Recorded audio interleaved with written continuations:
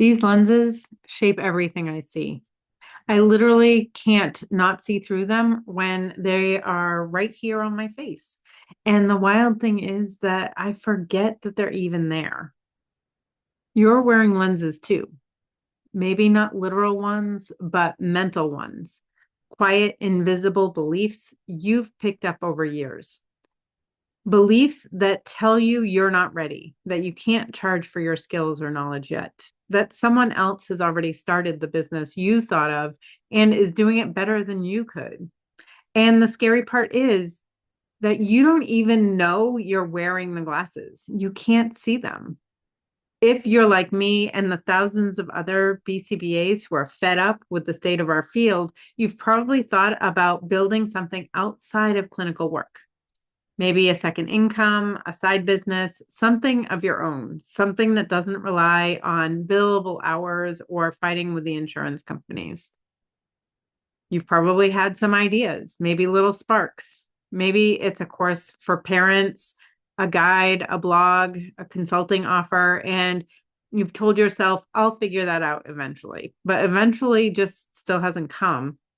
And it's not because you're lazy or unmotivated or unqualified. It's because somewhere behind the scenes, behind those ideas and the motivation, there are quiet beliefs that are whispering, I'm not ready yet. And the truth is, those beliefs don't sound like fear. They sound like logic, like ethics, like you're being responsible. But they're not logic, they're lenses. And if you don't realize you're wearing them, they'll keep shaping your reality without your permission.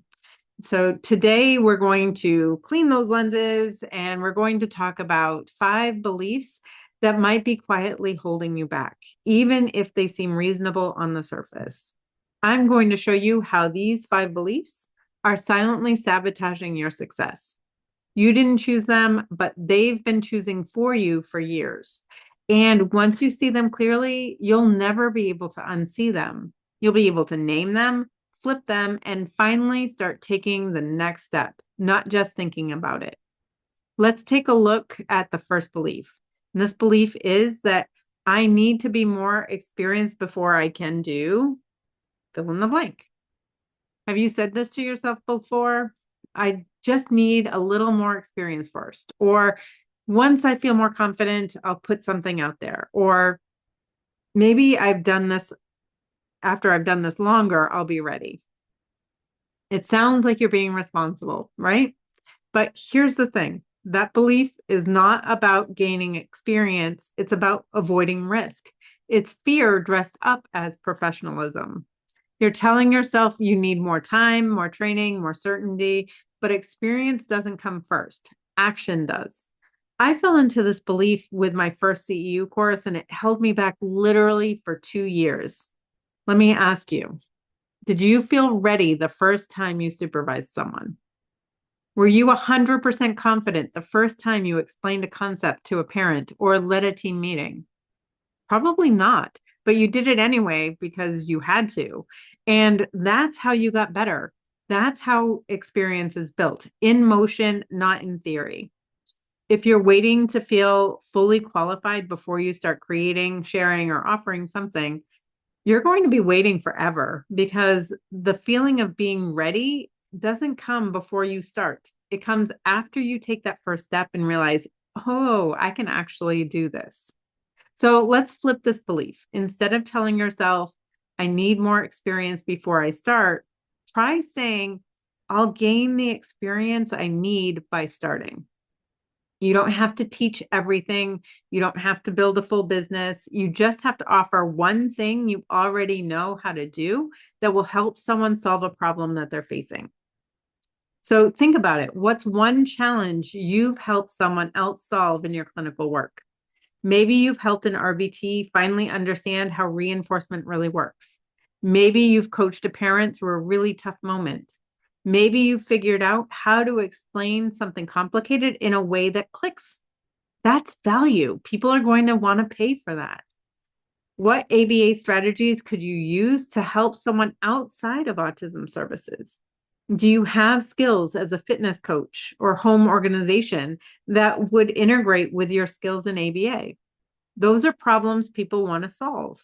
Now you can ask yourself, what if I just shared that knowledge, that solution in a blog post, a video, a Google Sheets template, even a conversation, not because you're the world's expert, but because you're one step ahead, and that's enough to start.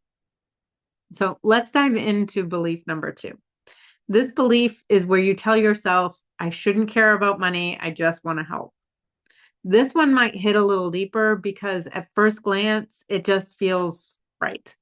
This one was a really big one for me personally. It was so big, in fact, that we actually started our business as a nonprofit. And that didn't work out so well for us, but that's a story for another day. You might be thinking like I did. I didn't get into this field for the money. I just want to help people. Or if I focus on getting paid, it takes away from the mission. Or the focus on money is what is destroying the field. Does any of that sound familiar? This belief shows up as hesitation when you think about charging for a resource. It creeps in when you imagine launching something that's paid and your brain whispers, is that being selfish? But caring about money doesn't cancel out your heart. It actually supports it. You can be mission driven and revenue generating. You can want to make an impact and want to get paid at the same time. Those things are not in conflict. They're actually connected because when your work actually supports your life, you can keep showing up to do it.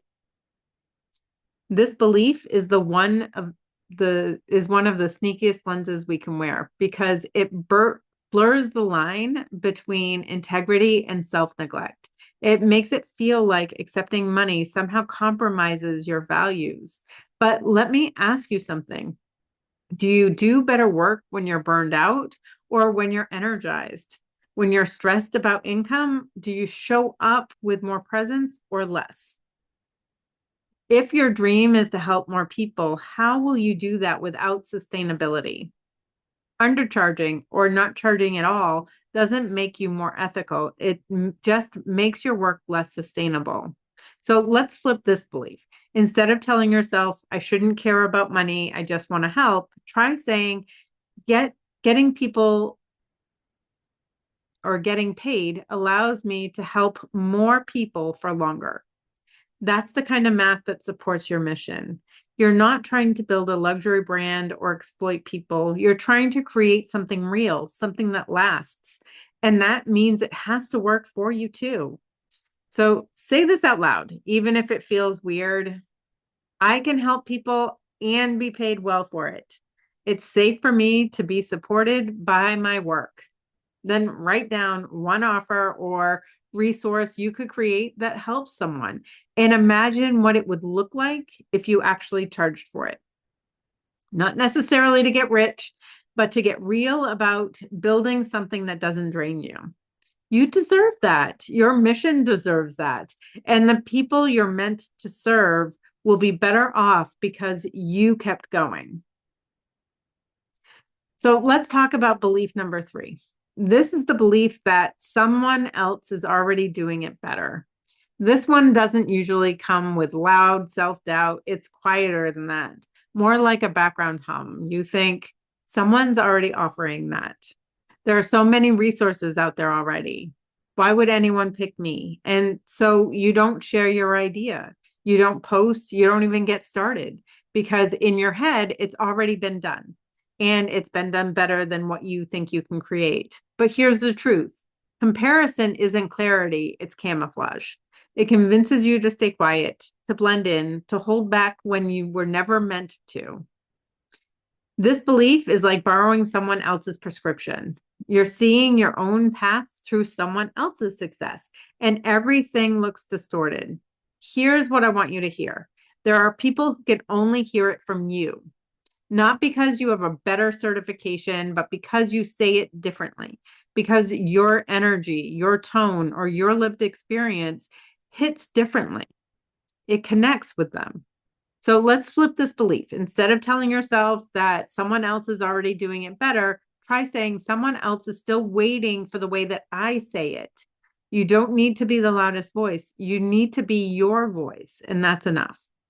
There's no shortage of need. Over 75,000 BCBAs in the US alone, and most of them are drowning in responsibilities and starving for real support. Just scroll through any of the Facebook groups and you'll see it. They're asking questions, they're overwhelmed, they're stuck, and you've got something that could help. Don't be selfish, share it with them.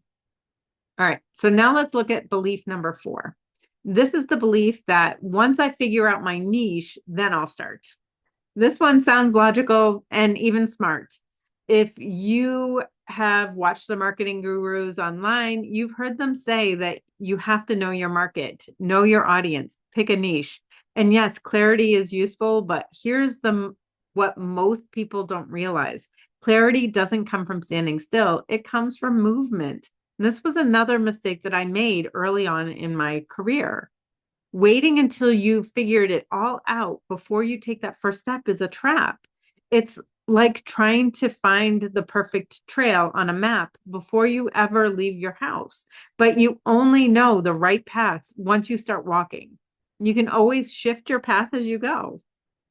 This belief narrows your vision. It makes you think there's only one right direction and you're terrified of choosing wrong. So let's flip this belief. Instead of telling yourself you'll start when you figure out your niche, try saying, when I start, my niche will become clearer. Choose someone you want to help right now. Create something simple for them. A tip, a post, a freebie, a conversation. Let it be imperfect, but let it be enough. Because once you start sharing, you're going to learn what people need, what lights people up, and what you want to refine to turn into a profitable offer.